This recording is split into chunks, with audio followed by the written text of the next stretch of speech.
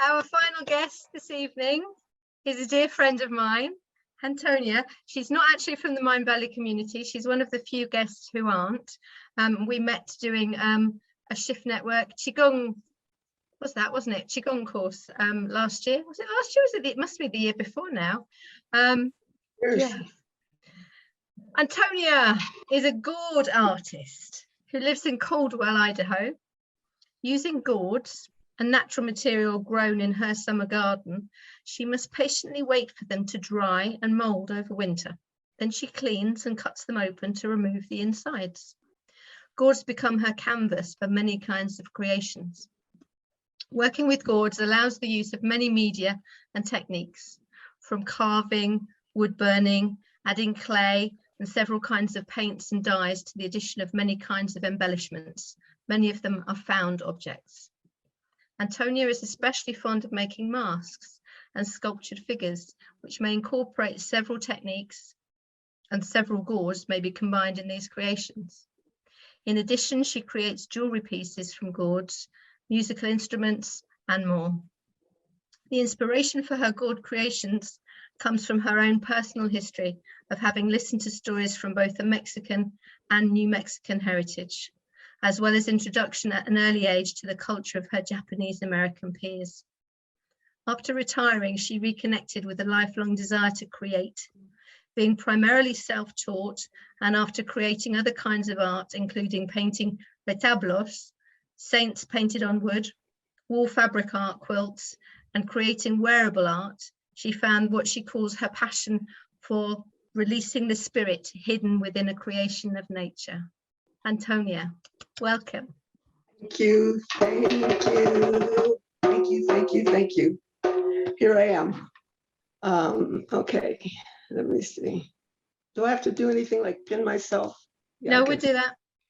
Oh, I just did. I'm so used to doing that from the, I teach a Zoom class once a week, so I'm used to being the host, but so I just automatically went to that.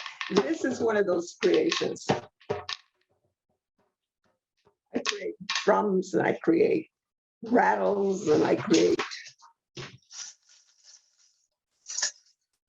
all kinds of things. As you can see from my back wall here, I brought some of them in from the other room to show some of my creations.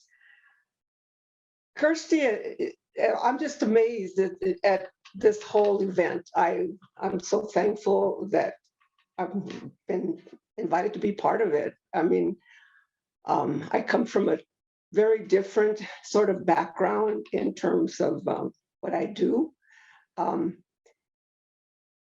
I've been doing creative things my whole life, and that's quite a long life now. I can remember back, to my childhood, where I created things from mud and sticks and stones and tin cans and whatever I could find in my world. I mean, I was didn't have very much. We were very poor, and but it didn't stop me from exploring, and whatever was around, I used. It's been a long trip to get here to this point in my life where I'm being creative, and I incorporate so many different things, from so many different sources.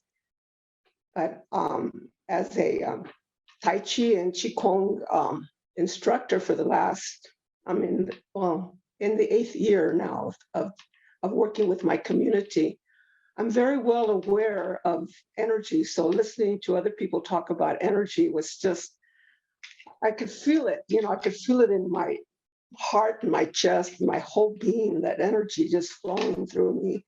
And because I'm so used to doing this, and I practice my Tai Chi almost every day, sometimes outdoors where it's in nature. And when I'm into my Tai Chi, I really feel that flow of energy. And I feel like I'm so connected with the energy all around me in the universe, the cosmos, the world, etc. So I'm just really, really pleased and I love the word that everybody's using, joyfulness and joy, of course, perfect name for a person. But the joyfulness and the happiness that I see in people's lives, because I see so much negativity here where I live. I live in the state of Idaho, and there is a lot of negativity here. So I have to find things that are, joyful and creative. For me, that's where I get a lot of my energy from the creative things that I do. I grow things. I like to tell my stories from the point of view. This is a seed. I know you can barely see it. This is a seed. From this very little seed, I can grow amazing plants, amazing things in my garden, and things that I can use to create. Here's one of my latest creations. This is a figurine, if you will. I call them doll figures or sculptures made from many different parts of gourds that represents, for me, this one in particular, represents my culture. As Kirsty mentioned, my culture is Mexican and Southwest Spanish and Native American. So that's where I get a lot of my ideas, if you will, for creating my art pieces. I grew up listening to a lot of good stories. My father was a wonderful storyteller, and maybe I have a little bit of that once I get started. It's hard to stop me sometimes when I start telling stories or talking. But he would tell me, myths, legends, history. He would sing songs to me and tell me, what we call them cuentos, little stories, sort of children's stories and stuff. And they stuck with me, some of those ideas. My mother was from the state of New Mexico, and she grew up making adobe ovens for baking bread. And so some of these represent some of my, this one in particular represents my grandmother. And she has a bowl of real chilies in there, by the way. Those were real chilies in the bowl. But my grandmother was a woman, a very strong-willed woman, and hopefully that's how I am now. Is I've gotten to this point of my life, to become a very strong, determined person. I feel like creativeness, and I want to talk about, my theme of my talk is imagine, inspire, or maybe it was inspire, imagine, and create with Gourds. But it's more than just creating with Gourds. The inspiration, I sort of mentioned some of my inspiration comes from my background, but also from the things that I observe around me every day. Haven't been out very much for the last 2 years. We've been pretty well tied down here, and still are to a great extent limited by what we can do and get out. But I have some contact with my students. I have some students online, and I also have students that I meet with once a week in a community center, and that we do Tai Chi and Qigong. So I do have that contact. So from them, I'm also getting inspired to keep doing, because I show them my work and the things that I do, and I get feedback from them. And it's just wonderful to have that contact with this community. I don't have, that's Antonia, can I just interrupt for a second? Because not everybody in the world knows what a gourd is. Do you have any kind of unsculpted ones to show us? They're a vegetable, a bit like a pumpkin or a squash. You're right. I just assume everybody knows what a gourd is, but I showed you a seed. It's a plant that's related to cucumbers and squash. They grow in a vine, and boy, can they grow. They can grow 50 feet long. I've seen some of mine just carried away and they grow so long. They can produce a few or many from this size and even smaller than this. This is called a spinner gourd. From these, I make a necklace like this, or a wall, an ornament. But I also have gourds that look like this, or like this. Can you imagine how that got to be that way? It didn't grow quite that way. This one is called a long-handled dipper. And sometimes the dipper part can be huge, but this one was a small one. I had to do this. I had to train it to do that. So it becomes, and then they get hard. But first they mold. I think Kirsty mentioned that I grow them in the summer. You'll see some pictures if you see the video later on. I did a video showing some of these, both green and moldy. You have to clean them, scrub them. It's not the fun part, but necessary. Then after you clean them, sometimes you have to cut them open, which can be bad for your lungs if you don't use a mask. You have to wear a mask. Like when you make a mask or something like that.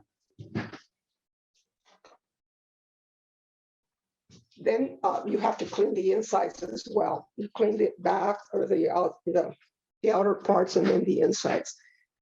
I've been making masks for a long time. That's one of my favorite things to do because I can see so many personalities in the masks. This is where I get the idea sometimes to create things using found objects.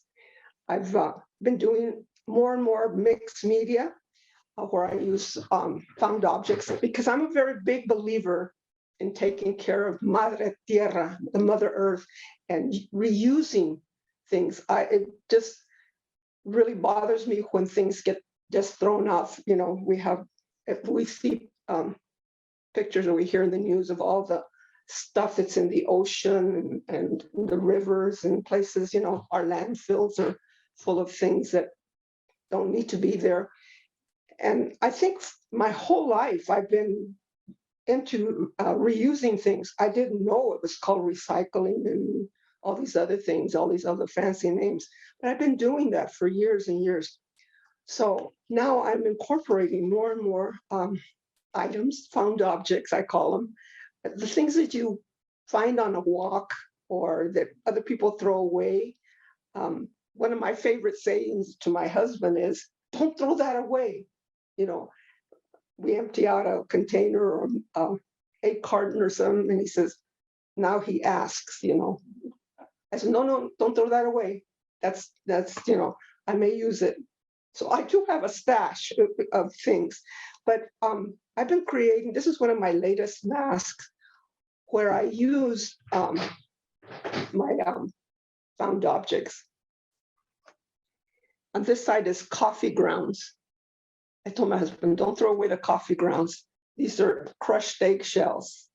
This is a piece of something from the beach 25, 30 years ago when we were somewhere where there was a beach.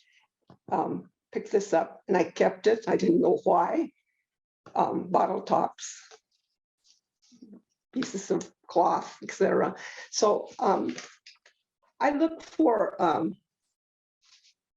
my creativity in a lot of places, my inspiration. Earlier, I think it was Christopher was talking about imagination, and I was so there at the beach because that was one of the things that I wanted to mention. When people say to me, I don't have an imagination, and I go, oh, yes, you do. You have an imagination. You just don't think you do. Imagine yourself at that beach. And when I was at that beach that Christopher sent us to, I had a margarita in my hand, and I don't know if you all know what a margarita is, but it's a very famous Mexican drink with tequila and some other things in it. And I'm not a drinker, but I could see myself at the beach with a margarita in my hand, definitely. So I tell people, imagine yourself in, what you can imagine, what image you can create in your mind very likely you can bring it into being. You can make something with it. I've used that in a lot of times when I create some of these things that I do. Like I say, a lot of them come from my own culture, and also from cultures that I've had a close contact with. I grew up in an area in Northern California where there was a lot of Japanese Americans. They were all my best friends when I was growing up. There was more Japanese Americans than there were Mexicans at the time. And I grew up going to Japanese movies, dancing in obon festivals. So I had very close ties to that culture. So I made some of my masks represent, the Japanese culture as well. But again, a lot of them are just different cultures that I have had contact with, or I'm part of, like I say, Native American as well as Mexican. So I use that as part of my creativity, as my inspiration. People tell me a lot, friends, even my husband sometimes says, I have no imagination. And so I have to convince them that, yes, they do. And that they can find, and they say, I don't know how to get inspiration. You can find it in so many places. If you are a reader, if you like to read books, stories, if you, look around in nature, you go for walks. If you're a nature lover, I'm a gardener. I love, being outdoors in the garden. I can't right now because it's cold here in Idaho. We're having very cold weather, and spring is still a ways off here. You can go out in nature and look at the trees. Hug a tree. I love that concept in Qigong, the whole idea of the energy that you can get from touching nature. That's for me what works, I've done a lot of other kinds of artwork.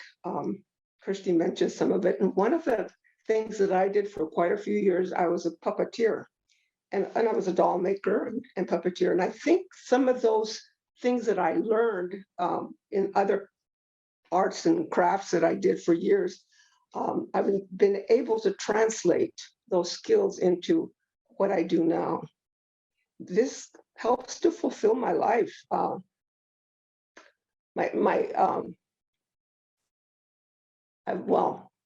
about to turn 79. Just in a couple of weeks, I'll be 79 years old. And I was thinking back, as I was preparing for this, I was thinking back, oh my God, I can remember 75 years ago. 75 years ago, that's 3/4 of a century. I can remember as a child at 4 years old very easily what I was doing, at that time.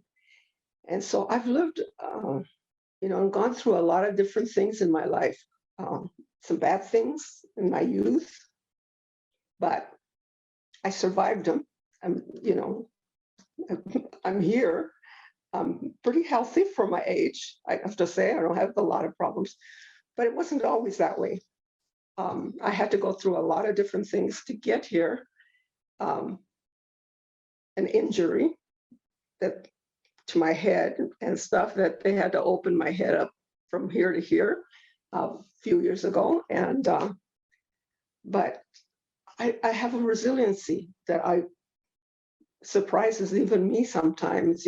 My doctors were very amazed that I recovered so fast. But it was the Qigong and the Tai Chi, I believe, the energy that helped to heal.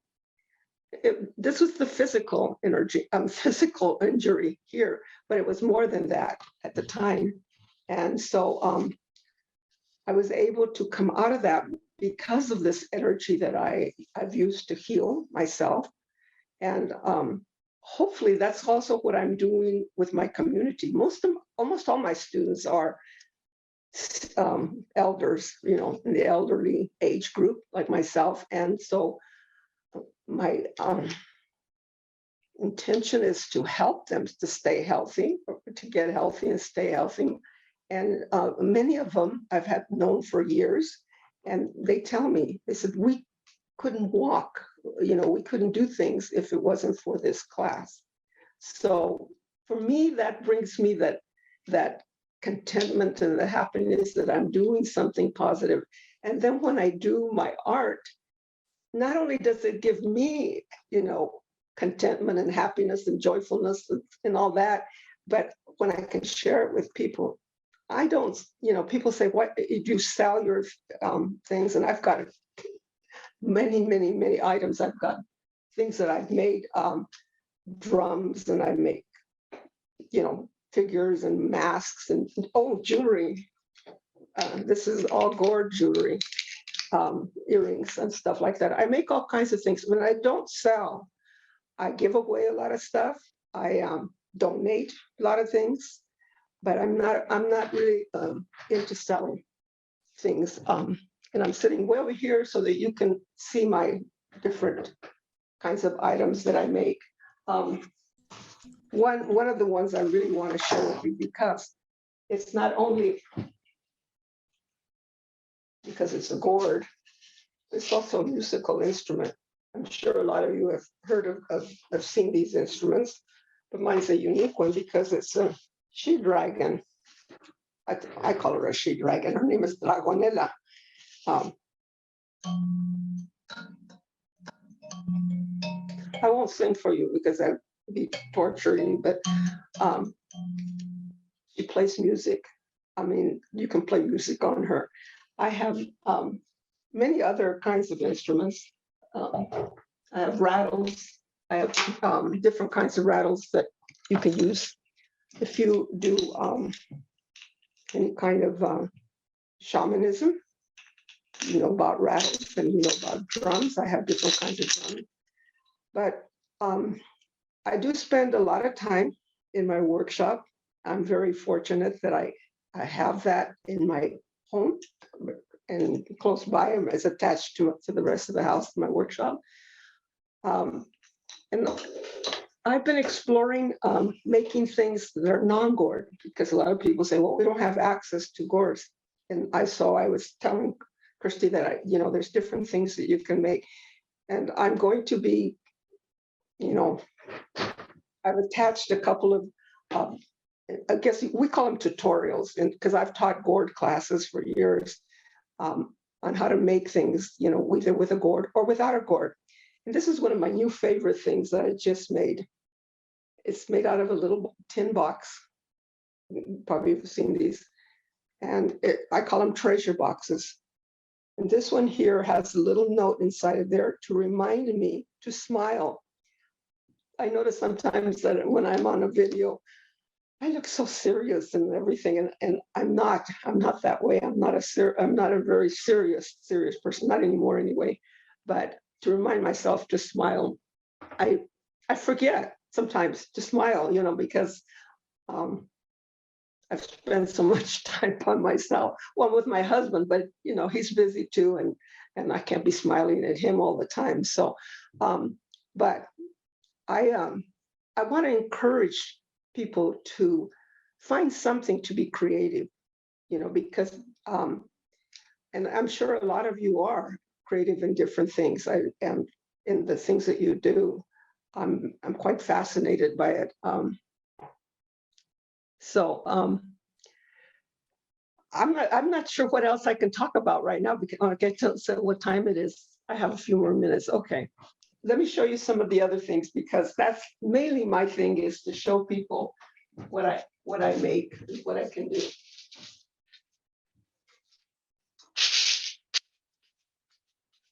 This is the Jáuregui.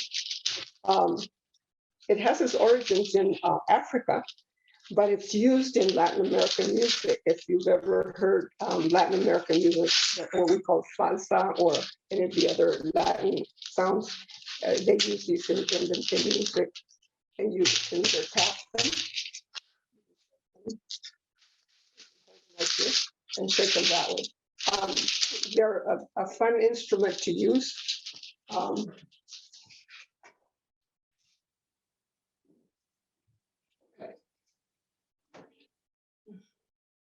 There's another type of drum.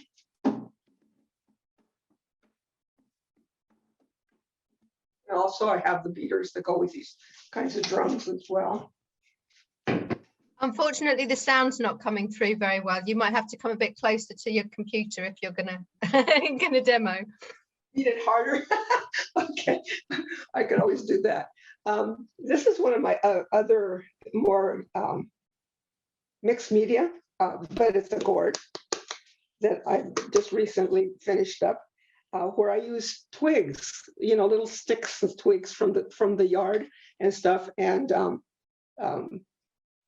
paper and clay, that type of thing, and all kinds of found objects to incorporate in these bowls. These are the ones that you have to open up and clean the insides and paint them or do something with the inside. So that's some of the things that you can do with them.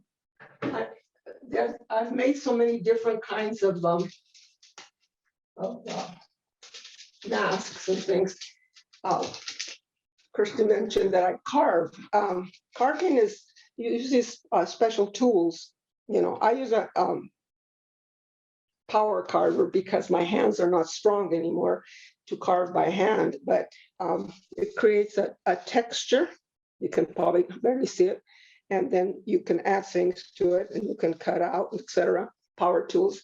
Then there's the wood burning tool that you can also use to create designs. On some things I do and some things I don't. So it all depends. And this is a kind of gourd that's round. It's called a canteen gourd, and it's cut in half. So that's a different kind of gourd. But this one here is my pride. I call it my prize. This is the one that got me started, sort of. I belong to the Idaho Gourd Society and have for 12 years or so. And it was almost from the time that I first became interested in gourds. And so I created this mask. It represents a Japanese theater mask. And it represents the Maihan Naya. And it has a really good story behind what it represents. But this was one of my big prize winners, if you will. I've earned several blue ribbons for creating this one. It's got this is extra gourd. This part is clay, and the eyebrows are clay. Gourds, this is gourds, feathers, for decorations. But this is my first one, and the one I use for my sort of, it's not really a business card because I don't really have businesses. I don't sell anything or anything. I teach classes if I'm asked, I will teach classes on gourds. But this is my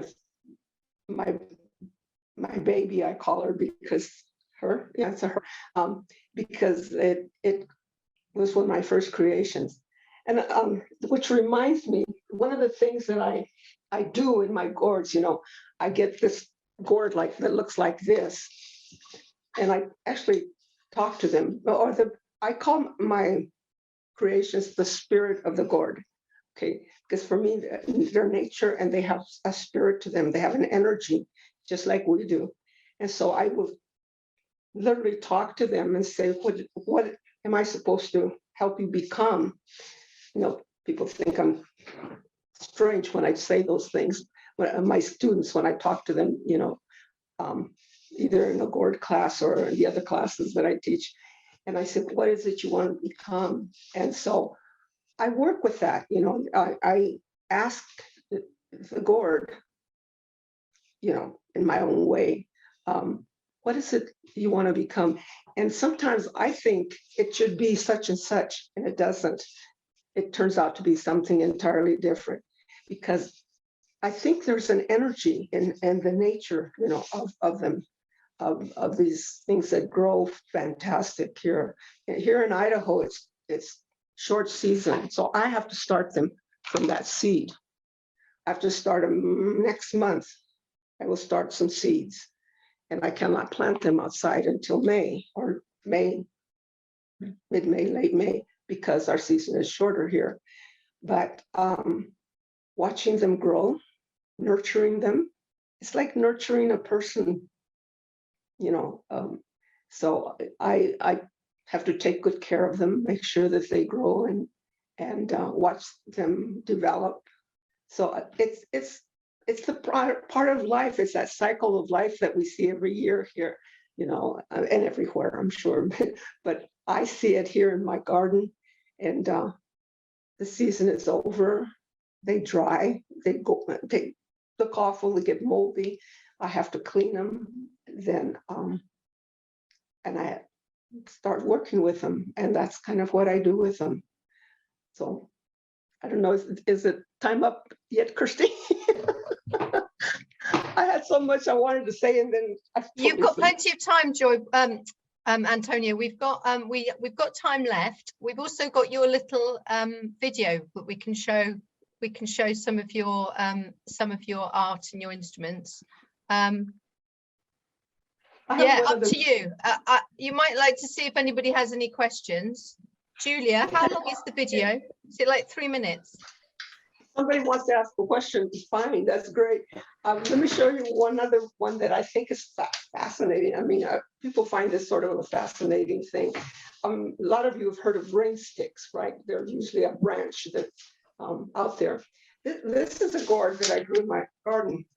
This is a small one. I have some that are even longer than this. It's called a snake gourd. And they grew in my neighbor's tree, and they were hanging down. They were so heavy. When they're green, they're heavy. They were pulling the branches down in the tree, but they didn't break. I mean, the tree didn't break, but because there was like 7 or 8 of them in the tree. But this is what you can make out of them. Can you hear that? Closer.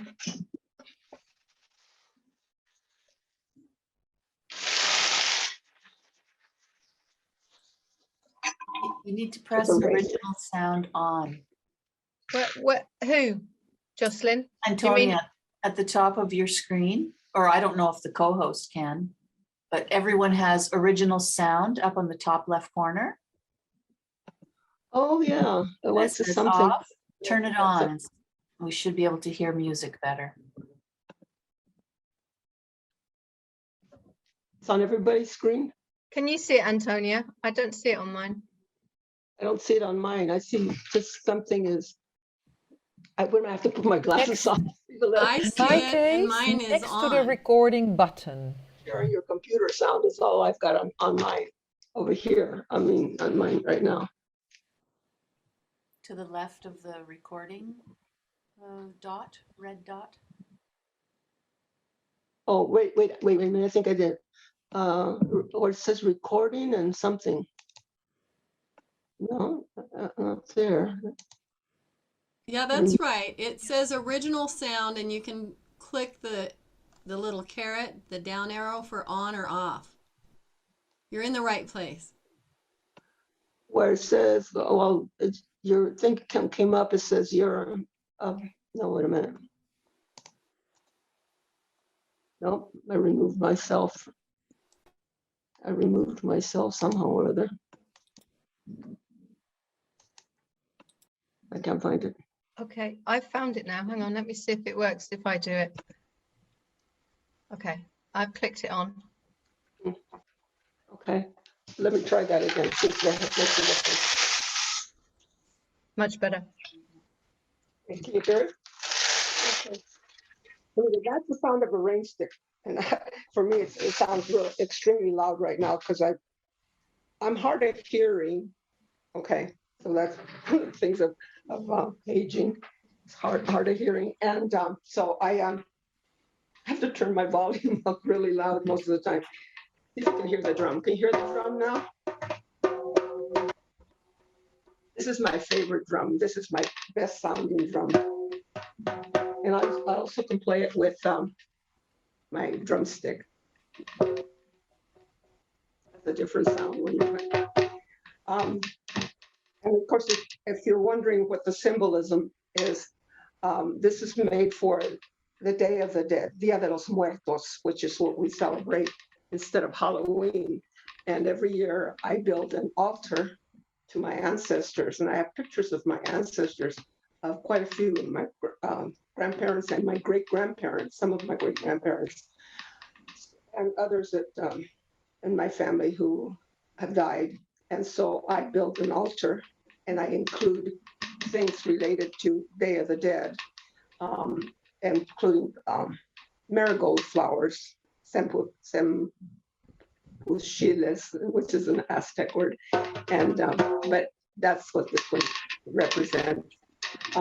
Some of the other things I have some other masks that also. But I love to play with my drums. I like to play with my. I have I've made flutes. I have one more instrument that is kind of interesting and different.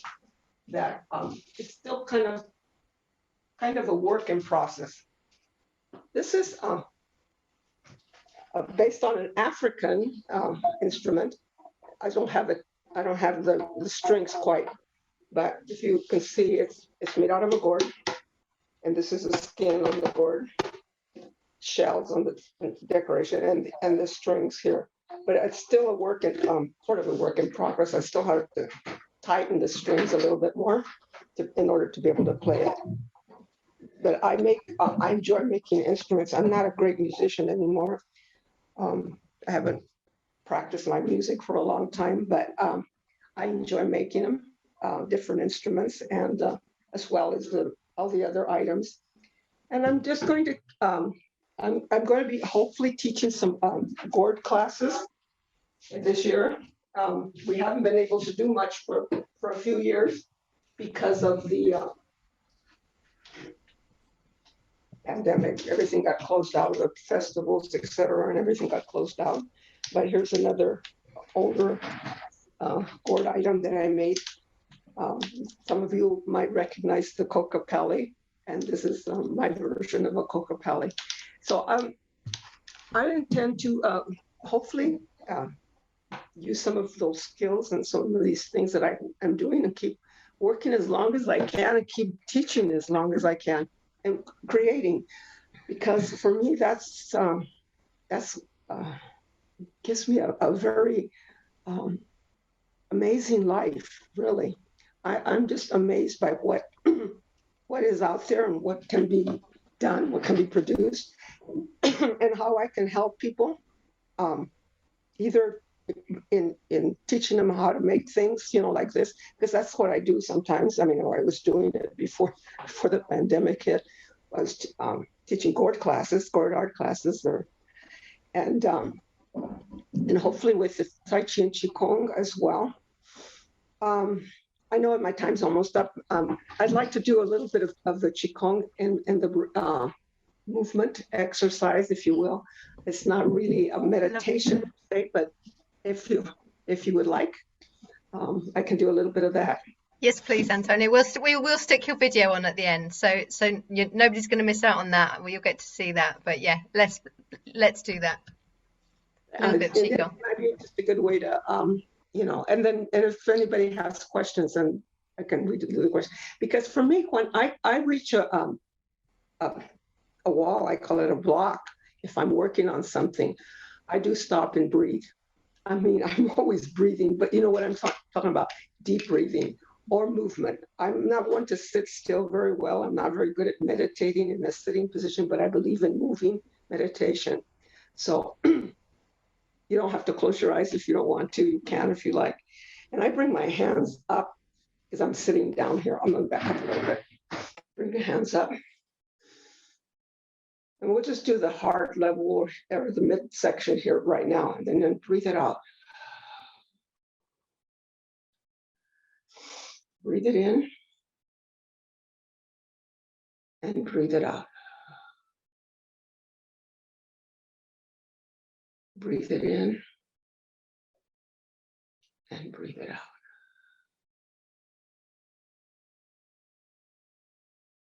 Breathe it in and breathe it out. And breathe it in and breathe it out.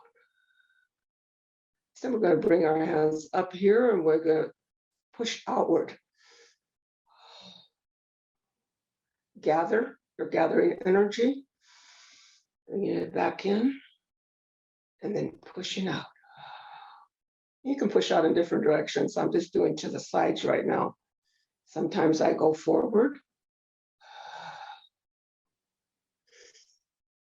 sometimes upward, back down, or around different ways, out to the sides and back. I can do a little bit of Qigong. Now we're just going to massage, or I call massaging the Qi ball. And you feel the energy building up between your hands.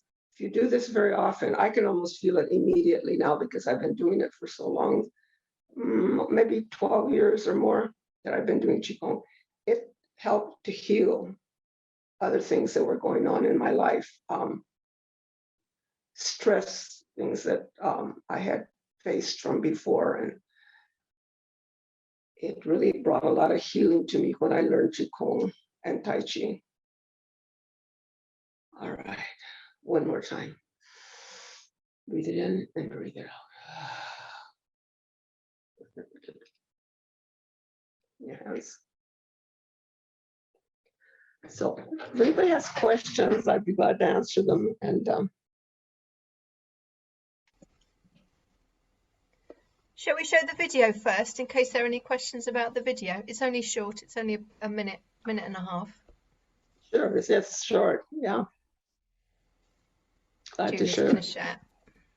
You'll be able to get a better view of what I do. That dragon, I love your dragon.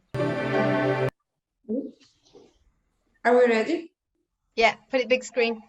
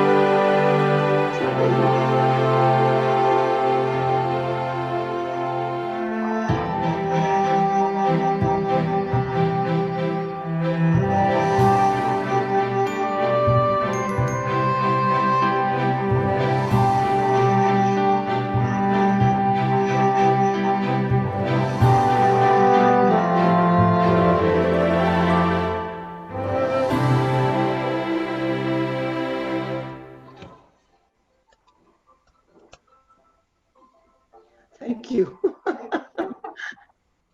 Thank you. This Thank you video for showing that. That's sort of the older version of it too. Julia, I think I sent a newer version of it with title pages and another some more gourds. We will maybe share that in the group then. We'll share that That in can the be community space. whatever, you know, add on, because I did update it a little bit, you know, added more stuff to it in a title, etc. And me and my workshop, there's a picture of me in my crazy workshop. So thank you so much, everybody, for being here and letting me share this part of my life. You know, I am so thankful that I'm meeting people from so many places because I can't go places right now, you know, for a lot of reasons. And so Kirsty, among others, have helped bring the world to me here where I live. And I'm so thankful for that. You know, I don't feel so isolated and so alone in that sense. So I'm thankful, very thankful.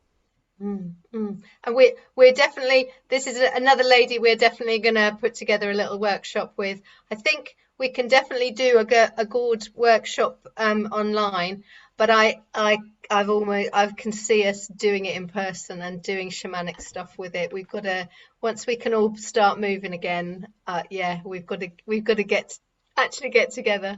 We have a question. Noriko's got a hand up. Go for it, Noriko. Hello, Antonia. Thank you so much. You really inspired me. Thank you, Kirsty, for bringing her here. Who's that speaking to me? Oh, Yeah, Noriko? Oh, yes. thank you. Hello. So much. Thank you very much. Very much. I had to felt like practice. my inner child started getting so excited. Oh, I want to play. I want to play. I could hear that my voice. It is play. I played when I was 4 years old, and I'm playing again now. I mean, maybe I always have in a way, but I'm playing more now again. Like I said, I'm about to turn 79. I'm playing more now in the last few years, especially after healing from this injury. It was one of those events in your life when you really, what do they call a life-changing event? Because I didn't think I was going to survive what happened. And when I came out of it and everything, and so it's been 4 years now, I guess, since I had the surgery. Yeah, this will be my 4th year. Especially these last few years, I've learned to really appreciate everything. I can look around and I can look at a plant out there. I don't have them right now, but in the spring, summer, I have the most gorgeous rose bushes right outside my window. And I can look out there at those flowers and I just get lost in staring at those beautiful roses. And even in the wintertime, I don't mind it that much, other than cold, but I can look out and see even the bare trees, and I can appreciate them and love them and connect with them, connect with the nature, with the energy in nature. That's my big thing and that's why I do what I do this is connecting with nature, connecting with energy. So That's amazing. I'm in love. Yeah. I'm in love with so many things. I'm in love with my wonderful husband of 45 years, almost 46 years, 45 years. A good partner, good companion. Yeah.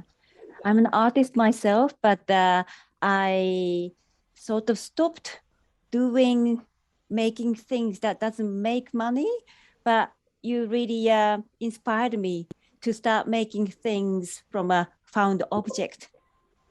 I just wanted to ask, I've got some pumpkin squash at home, but can you make things from these? Are they too wet? Well, no, it'll depend on how they dry. There are kind of pumpkins and even a kind of gourds that you see, those decorative gourds. Those do not dry as well. They don't dry hard. These are called hard shell. These turn like wood almost. They're like a thin veneer. Some of them are thicker than others, but they turn nice and hard. And so it's hard, but you can use those and you can decorate them. They just may not last. These will last longer than I will, probably. They'll stick around long after I'm gone. But the other kind of pumpkins, it's like your Halloween pumpkins, that people decorate, after a while. So those kind may not last, but I don't know. It's a different kind of vegetable leaf. They're fruit and vegetables. But there are other things that you can decorate. You don't have to have gourds. Let me show you something I just made that I kind of had fun doing it, and it's not a gourd, and it's saving, I call it my saving the earth thing that I'm on, using recyclables. This is a jewellery made from a plastic bottle that my husband keeps wanting to throw away. And I keep saying, no, you can't throw that away. This is it's made with I think it's a juice bottle caps. Spring.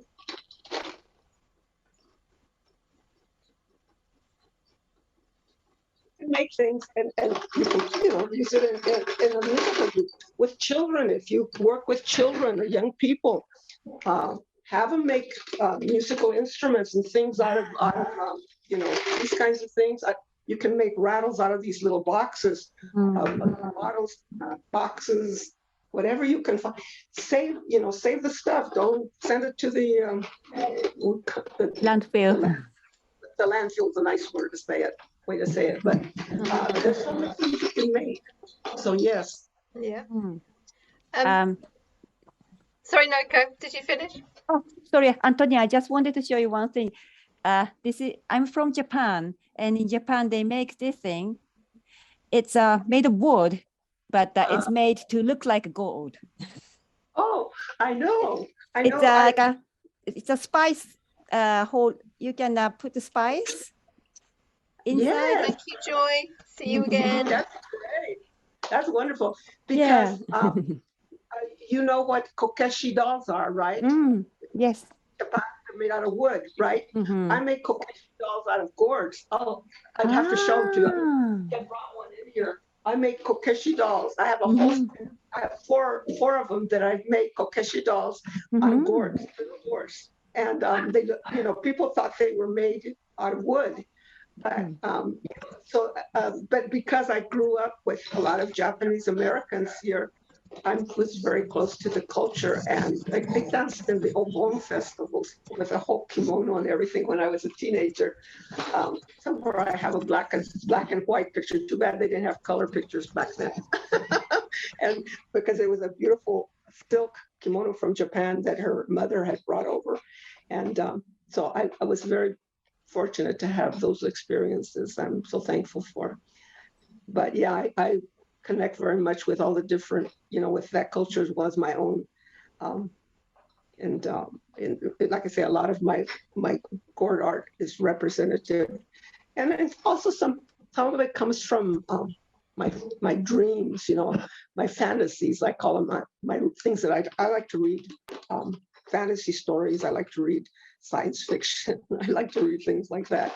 And so a lot of it does come from imagination. I'm very big into imagination and using the imagination in so many different ways, so many different things. So we have a couple more questions. Eva, you put something in the chat. Would you like to ask Antonia directly? Yeah, hello. Hi, hey. Thank you, Antonia. That was so beautiful. I got so inspired to create something. It has been so long since I took time just to create something with my hands. So I think this weekend I will dedicate some time for this. I wanted to ask you, how did you discover the gourd art, and what inspired you to create your the first mask? It was the mask, the first one, yeah? Okay, thank you. You know, I'd always been doing some kind of art. I was a puppeteer, so I would create puppets, and I used to make dolls, and I used to paint saints on wood and things like that for years. And I made wearable art and art quilts and things like that. But about 12 years or so ago, I was talking to a person at a nursery. I was buying plants. I was buying chili plants because I'm also a big chili plant grower. I, you know, make chili, different things with hot chilies. I'm talking about the hot chilies. And we were talking about chilies, and the conversation went to gourds and somehow growing things. And I said, oh, I grew some gourds, but I don't know what to, you know, to do with them. And so she said, well, come to this gourd patch. They call it a gourd patch. It's like a pumpkin patch, but they call it a gourd patch. So I went and I was watching. The first time I just went to watch, and I fell in love with what they were doing. They were making little bowls that, you know, they were carving them out, I believe. And so I started going back. I went back the next month and the next month. Within 2 years, I was teaching classes there. I taught my first class called Whimsical Dolls, using gourd pieces to make little dolls, because dolls making was what I knew. So I was teaching a doll making class. But my first mask, which was that red one that I showed, I guess I was always fascinated by Japanese movies and Japanese theater, and I, you know, different things like that. And so somewhere I must have seen a picture of a mask or something, or a picture of the theater. And I said, oh, I bet I could make one of those out of a gourd. Well, it was a challenge. I didn't realize I was going to have to work so hard, because I had to figure out how to put the features on. It's not just a flat mask like some of them are, you know, just flat piece, because gourds are not, it's not like clay where you can manipulate clay. This is, or even cloth. Some gourds are hard, you know, And so I had to figure out a lot of things on how to put it together. So yes. And I think somebody asked me another question. How long, something about how long does it take gourds to dry? All winter. They come, if you will, ripe. They're heavy. They're like a watermelon, heavy in the summertime. And you'll see some pictures in the other video. There's different shapes, but they're different shades of green, and they're beautiful, and the leaves, and they have beautiful flowers and everything. But at the end of the season, when it freezes, everything gets shriveled up, and over the winter, I put them in, I call it a gourd cage, and a rack, and they dry, and they get moldy. And you'll see a picture of one in the other video, a moldy one. They look awful, and they're bad to breathe. don't breathe in that stuff because it's mold. So at the end of the winter, in springtime, most of them are hard. They're light. They've lost all that liquid, all that moisture, and so they're light. And so then you have to clean them and use a scrubber, hot scrubber, and sometimes a knife to scrub off the mold. And then you let them dry. Usually I dry them in the sun, and then they're ready to make something out of them. Sometimes you have to cut them. If you cut them, then you have to clean the inside. But you have to protect yourself from mold. A good mask, eye protection, and stuff. So you just have, that's a part. But once you got them clean and you have your canvases, I call them my canvases, you're ready to create. And the possibilities are endless. I mean, the odds and ends I make, like I say, necklaces, and little ones I make earrings and other things, but big ones you can make all kinds of things, instruments. Just endless possibilities to make with them.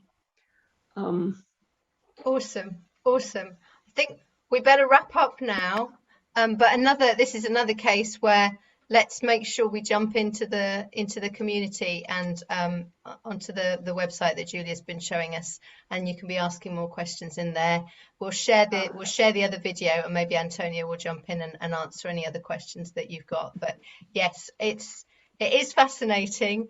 They are, just really, really gorgeous. And for me in the UK, we don't have gourds, so it's but just the amount of things that you do with them, and the creativity involved. And creativity, I think it's everything. Do you know what I mean? It's like we've got so used to consuming it's all about consuming. Even information now, it's all about consuming, and there's no focus on our creativity and using that, and again feeding that back in. And so I'm really, really glad and grateful that you came to share with us today. And again, you've got so much more to share. We'll definitely have you back sometime soon.